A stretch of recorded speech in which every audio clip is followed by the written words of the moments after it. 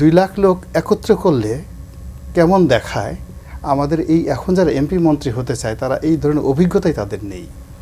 তারা কখনো টেরই পায়নি যে পিছনে 20,000 লোক বলছে রনি ভাই জিন্দাবাদ, পাবেল ভাই জিন্দাবাদ, ওটা কেমন লাগে দেখতে।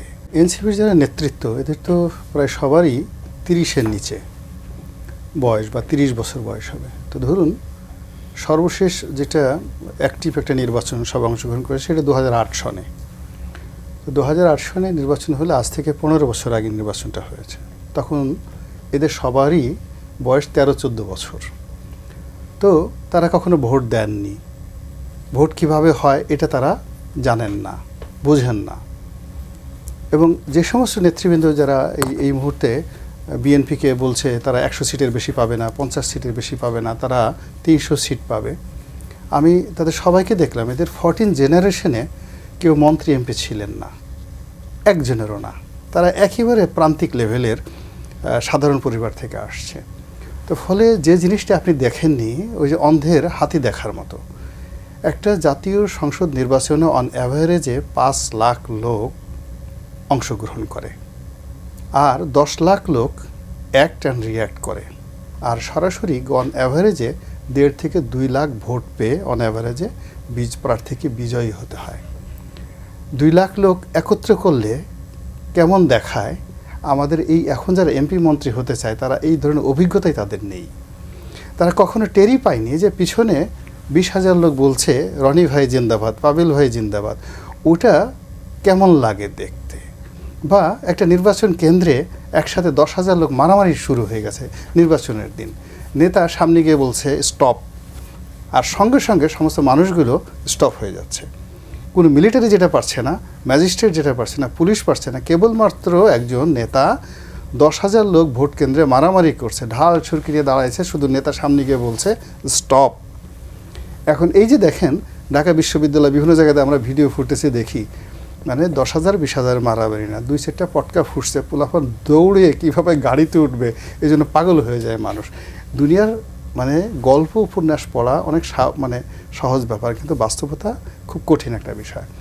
এখন ডক্টর মোহাম্মদ ইউনূস তার সঙ্গীর সাথে যারা আছেন, আল্লাহ তাদেরকে অনেক রূপ দিয়েছে, যৌবন দিয়েছে, তাদেরকে অনেক যোগ্যতা দিয়েছে, অনেক ডিগ্রি দিয়েছে এবং অনেক পাওয়ার, তাদের অনেক পাওয়ার আছে বিভিন্ন জায়গাতে, শরীরের বিভিন্ন জায়গাতে অনেক পাওয়ার আছে। কিন্তু বাস্তবতা হলো তাদের কোনো পলিটিক্যাল পাওয়ার নেই, তাদের কোনো পলিটিক্যাল উইল ফোর্স নেই, পলিটিক্যাল উইজডম নেই, মিশন অ্যান্ড ভিশন কিছু নেই। এটা হলো বাস্তবতা।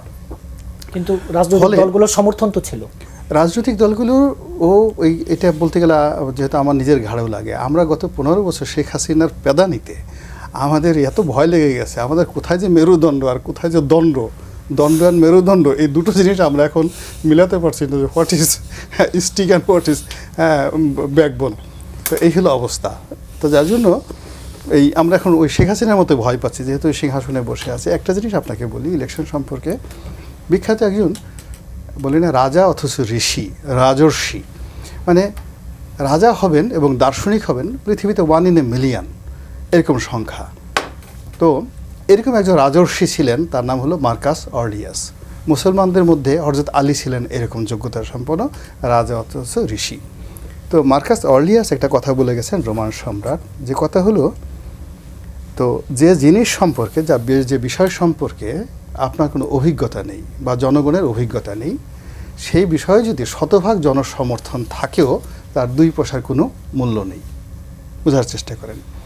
আর যখন কোনো রাষ্ট্র বা রাষ্ট্র এইরকম কোনো বিষয়, যে বিষয়ে জনগণের অভিজ্ঞতা নাই, সেটি জনগণের কাছে ছেড়ে দেওয়া হয় সমর্থনের জন্য, এটার চেয়ে বড় প্রতারণা, রাষ্ট্রীয় প্রতারণা আর হতে পারে না। এবং কোনো রাজা যদি যখন এই প্রতারণা করে, তার পতন ওখান থেকে শুরু হয়।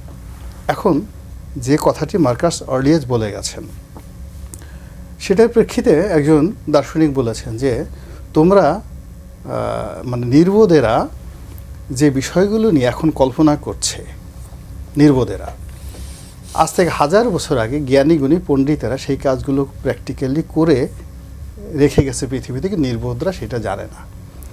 এখন এই যে সংস্কারের কথা, নির্বাচনের কথা, যা কিছু হচ্ছে, এই কথা দেখেন, এই যে মার্কাস অর্লিয়াস, আপনি গ্রামে যান, গঞ্জে যান, জুলাই সনদ কি, এর ধারা কি, 84টা ধারা, 4টা বিষয় কি, এই যা কিছুই যে 9 মাস বসে আলী রিয়াজরা রাষ্ট্রের টাকা খরচ করে করেছেন, যদি 1000-এর মধ্যে নয় 1 লাখের মধ্যে একজন লোককে আপনি খুঁজে পান যে ওই সম্পর্কে তাদের আগ্রহ আছে, পড়া তো পরের ব্যাপার, আগ্রহ আছে, 2 নম্বরে তারা পড়েছে, 3 নম্বর হলো তারা এই ব্যাপারে অংশগ্রহণ করতে চায়, they have the interest to participate, এই বিষয়ে আপনি বাংলাদেশে 1 লাখের মধ্যে একজন লোককেও এই 9 মাসে আলী রিয়াজার যা করেছেন একজন লোক পাবেন না। তা 18 কোটি মানুষের মধ্যে যদি ভোটার সংখ্যা এখন ধরেন কত, 15-13 কোটি, তো 15-13 কোটি ভোটারের মধ্যে যদি লাখে একজনের কথা আমি বললাম যে একজনকে আপনি পাবেন না, তাহলে এই যে তাদের যে পণ্ডশ্রমটা, এটা মার্কাস অর্লিয়াসের সেই বক্তব্যের সাথে মিলে গেল না? এখন আপনি জনগণকে এমন বিষয় বলছেন, সিল মারো, হা বলো, না বলো, যে এই ব্যাপারে জনগণ কিছুই বোঝে না, জানেই না, আগ্রহী নাই, তো এরকম একটা জায়গাতে আপনি নিয়ে যাচ্ছেন। এর চাইতে আর মানে কি বলবো, এটাকে ইংরেজিতে বলা হয় ব্লান্ডার, বাংলাতে এর সাথে ভালো শব্দ হয় না, এরকম ব্লান্ডার আমাদের রাজনৈতিক অঙ্গনে হয় না। ইট উইল বি দ্য, যাকে বলে একেবারে most destructive blunder ever made in the political history of south east Asia.